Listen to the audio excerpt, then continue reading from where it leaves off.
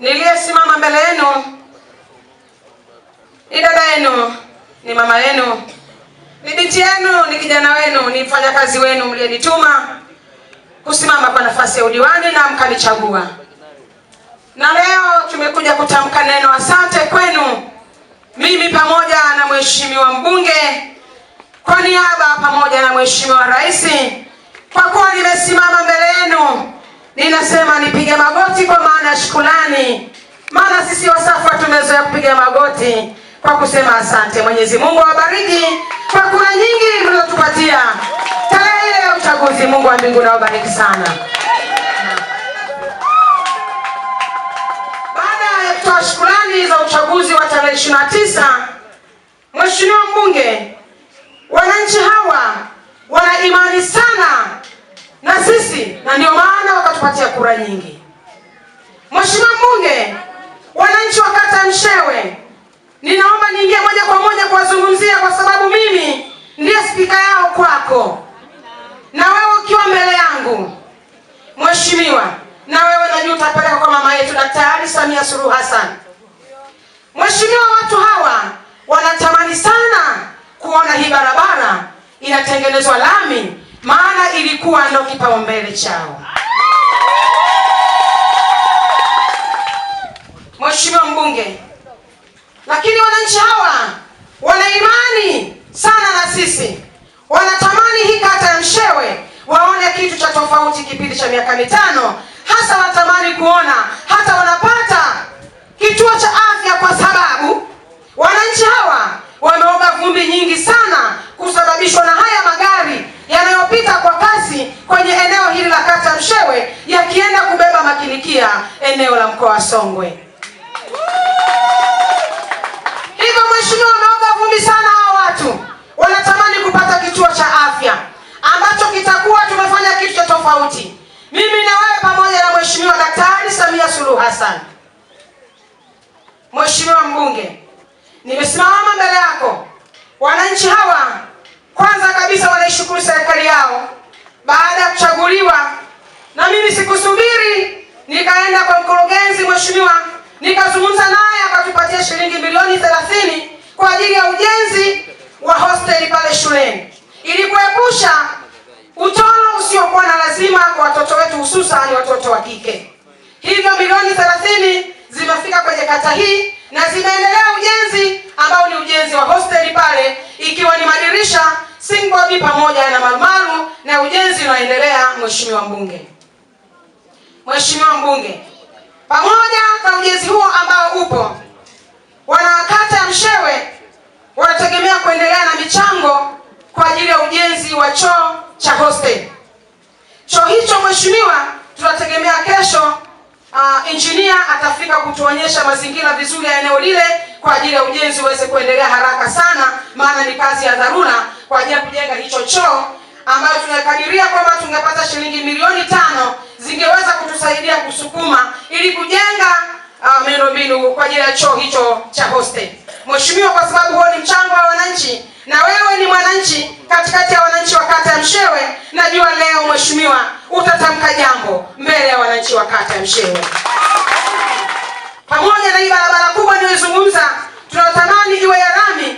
Mheshimiwa, tuna barabara ya Njerenje kuelekea Mapogoro ambayo ni ya mashambani, haijawahi guswa. Kupitia wewe kijana leo tunajua utasema jambo mheshimiwa. Na barabara hiyo mheshimiwa haiko peke yake. Iko na barabara ya Ntenga kutoka Ntenga ambayo kutoka Namboe kufika kwenye shamba la kijiji Njerenje. Iko barabara ya kutoka Mshewe kuja kufika hapa sekondari ili kafika pale kanisani na kukunja kona kufika shuleni sekondari. Lakini ile barabara inanyoosha inakuja kwa Masista, inakuja kutokezea kwa Mzee Mashusa. Mheshimiwa, tunategemea leo utasema jambo. Tunaomba leo tukusikilize mheshimiwa, kwa sababu wanakata Mshewe wana imani na wewe mheshimiwa. Mshewe oye! Sawa, sasa naomba niseme jambo moja. Leo hii wale ambao hawakubahatika kuwa na sisi mahala hapa, wakiwauliza mbunge amesema alikuja kufanya nini, mwambieni Patali amesema leo hakuwa na mambo mengi, kwa unyenyekevu mkubwa kwa heshima isiyo ya kawaida nimekuja kuwashukuruni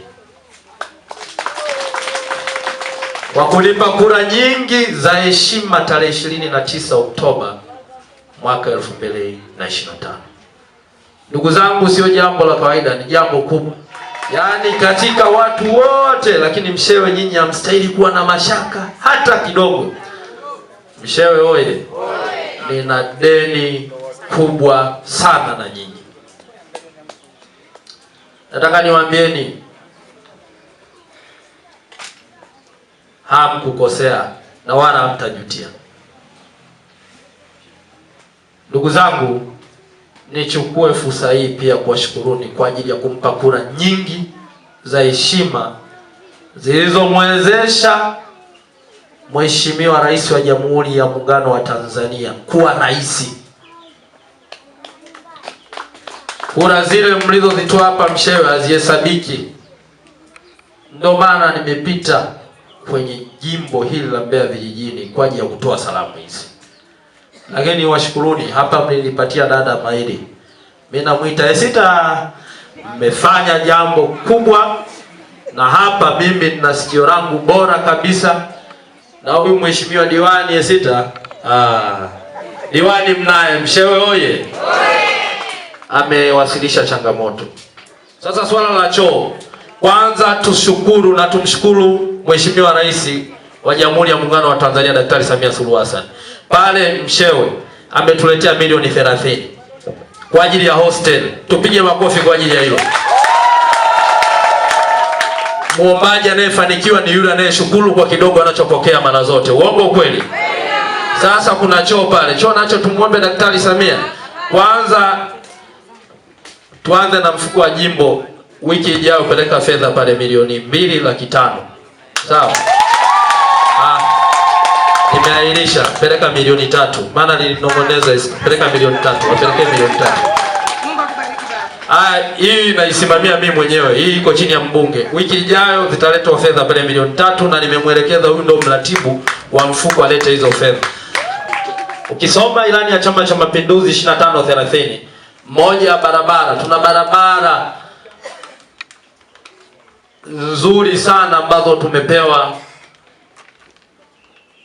zimewekwa na kwenye ilani ya Chama cha Mapinduzi chini ya mwenyekiti wetu wa chama Daktari Samia Suluhu Hassan ambaye pia ndiye Mheshimiwa Rais wa Jamhuri ya Muungano wa Tanzania. Tuna barabara kwenye ilani ya Chama cha Mapinduzi 25-30 inaitwa Mbalizi Shigamba kilomita 52. Tuna barabara Kikondo Isionje Kikondo kilomita 28. Tuna barabara Mbalizi Chang'ombe kilomita 38. Tuna barabara Songwe Viwandani mpaka Isuto kilomita 32. Barabara hizo zote mpango ni kuzijenga kwa kiwango cha lami na ndivyo inavyoeleza ilani ya Chama cha Mapinduzi. Jukumu langu kubwa ni kuikumbusha serikali. Jukumu langu kubwa ni kujenga hoja. Hii barabara hata wakati naomba kura Esita alinishusha pale juu akanikimbiza. Bahati nzuri nilimnyosha akafika pale ana hema. Lakini alinitembeza na vumbi karibia kilomita 3. Hii barabara tayari mkandarasi ameshapatikana, isipokuwa naomba niwaambieni itajengwa kwa awamu. Na sasa hizi itajengwa kwa kilomita 5, kilomita 5 tutakuwa na kilomita 15. Isogee ivute. Sasa hapa nanong'ona kidogo.